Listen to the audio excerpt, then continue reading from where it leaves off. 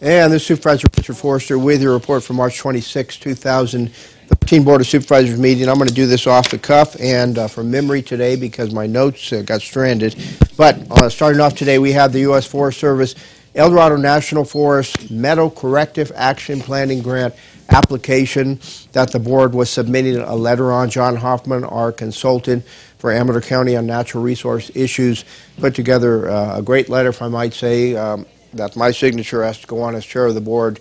But this letter was basically from the actions of a lawsuit by environmental groups against the U.S. Forest Service, saying that the roads that went through meadow areas in our U.S. Forest Service system, and we're primarily concerned with Amador El Dorado, but that they were causing issues with the connectivity in the meadows and the ability of the flow of water to get across the roads where they have been for over 160 years. We looked at the data, and it looked like about 1865. So you had Kit Carson at that time. The Mormon Immigrant Trail was established, the road that goes to Calaveras Big Trees. But when you're dating back to the Kit Carson, forging those trails along with the Mormon Immigrant Trail being established, you're talking, they've been there quite some time. And now you have this connectivity issue being raised in a lawsuit. It's just another way to shut down our national forest system so you and I cannot enjoy the open space that we have in our forest system. You know, the forest system, the U.S. Forest Service does not want this. Kathy Hardy, our district supervisor, has been working with us, as well as Rick Hobson, to try and override. The U.S. Forest Service has been trying to override this lawsuit. They have lost in court, so now they're going to have to go to corrective measures.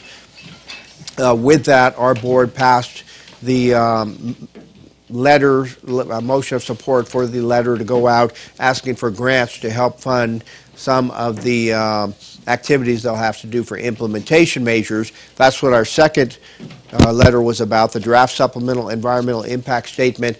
This involved originally 42 roads that U.S. Forest Service was sued on to close.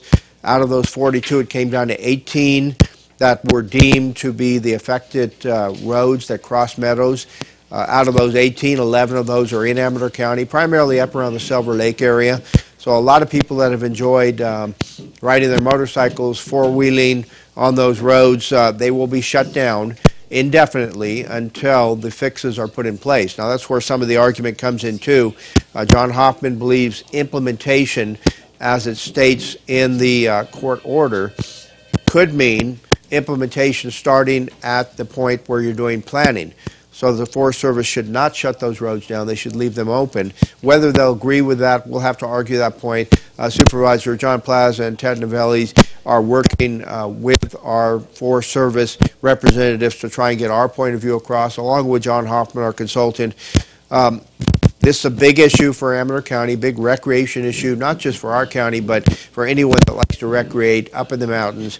So the implementation strategy that we have in mind will be discussed with Forest System, with the Forest Supervisor and District Ranger, and we'll see what comes of that. Under the Regional Council of Rural Counties report from our meeting of 1 week ago in Sacramento, I reported on several issues.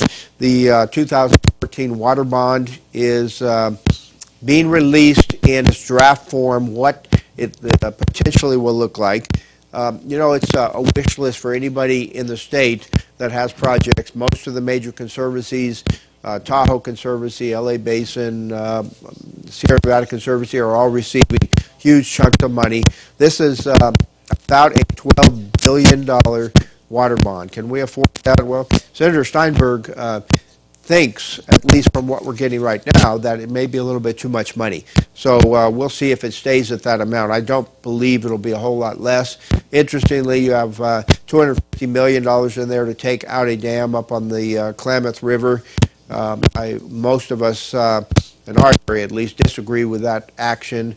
That's water rights are being taken away from people because of that. But here again, you have the lawsuits that have been filed. the county of Siskiyou is being given $20 million, basically blackmailed to buy them off so they won't object to this anymore.